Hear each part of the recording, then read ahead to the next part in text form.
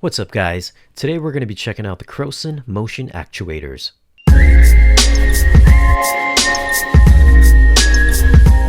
Before we get into it, if you're new to the channel and love home theater, hi-fi, or new movies, then consider tapping the subscribe button for new weekly videos just like this one. So this is the Crowson motion actuator kit. It's the Shadow T108SM. Alright, let's see what's inside the box. It says the owner's guide can be found online. Here we have some little spacers and screws. These actually attach to the bottom of your seat's feet, so you'll use these screws and screw it to the bottom of the feet. This is to make sure that your seat is level once you install the actuator.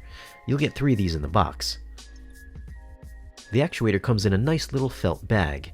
It's pretty heavy too, weighing 3.5 pounds. It's got a textured top, kinda like sandpaper. That's to keep from slippage. On the front is the logo and nothing on the sides. On the bottom is just the plate, and on the back you have your power inputs, negative and positive. So this sits under one of your chair legs, and those other 3 spacers go on the remaining 3. Now we got one more thing to unbox, which is going to be the amplifier. This is the D501 Tactile Motion Amp. Inside we get the remote control, the power cord, the rack mount kit, and here's the warranty info.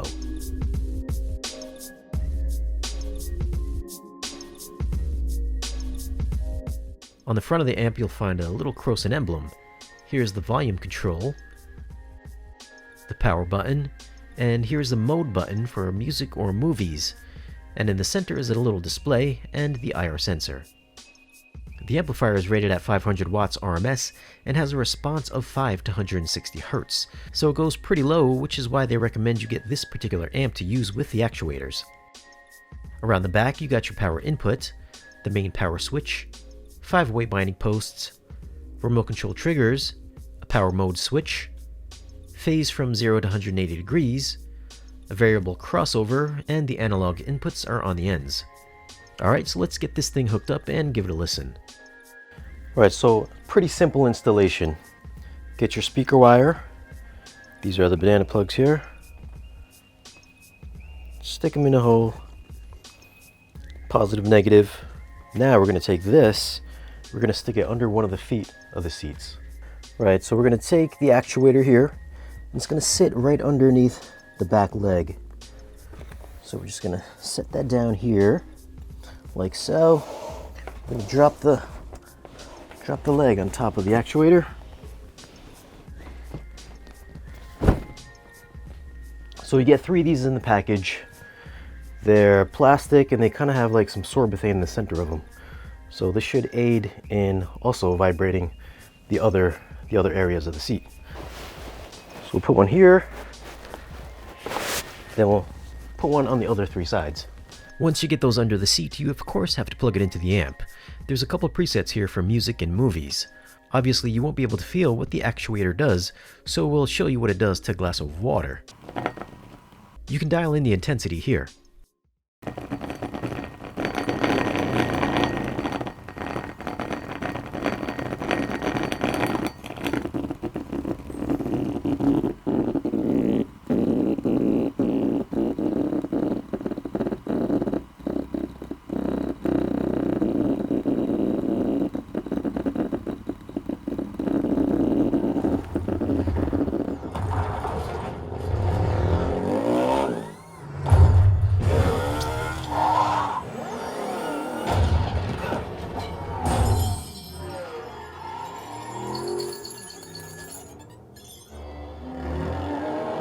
You know how you had that problem with the bass in this room? Where it just never felt right in the front row? But if you turned up the bass really high and it was strong in the room, you would know that it would be too loud, too strong, but you would definitely feel it in the chair. The first time you let me watch this scene, you put it on midway. The second time I watched the scene, you told me that, and you told me that it was on throughout the whole time the second time, right? All right, so there were some things that I was feeling throughout the first time that I said, wow, it's loud, but it's not like overpowering overpowering loud, and I could feel it in the seat. But I thought you had it off. I just thought that that was due to the fact that you figured out your sub situation in this room. I said, wow, he really figured out the sub situation in this room. That second time that I watched the same scene and I knew they were on, I felt the same stuff from the first, but I was a little more picky about how it was working. And I can tell you this, I did feel the bass in my back. And it's good because it wasn't boominess, loud bass like in the room that I think would bother my neighbor. It felt like it was personal bass. And that's what I felt in some parts of this scene. So I felt the bass in my back, and I felt the bass a little more biased to the right side, not so much to the left, due to the fact that it's installed on the extreme end. Certain parts were a little louder than others. The fact that the first time I watched this scene, halfway through with it on, even from the beginning with the firework, even that right there, you said you had it off at that point, the first time? Yeah, you figured out the bass situation in your room. But with this, it just makes it that much better because you feel it. And you don't have to put your sub so loud because you feel it in the chair with you. So like I said, again, standout moments, feeling it in my back. Second, having it loud and feeling it. Third, personal bass. Because I did feel it in my back, and that right there is like the biggest standout moment for me. So that's my response, that's my reaction, that's what I think. So I'm just gonna kind of mirror a couple things that Elias said, in that the fact that you can kind of feel the vibration coming from the back corner of the seat. Since we've only had one actuator installed, I think that since the vibration was so high, or even if it was really low, that you'll still feel it in that particular location, wherever you place it. So if you wanted to get more of an even distribution, it would have been a lot better if we had two actuators, one in each corner of each of the seat. So I mean, that was a little distracting, especially during the real heavy bass moments.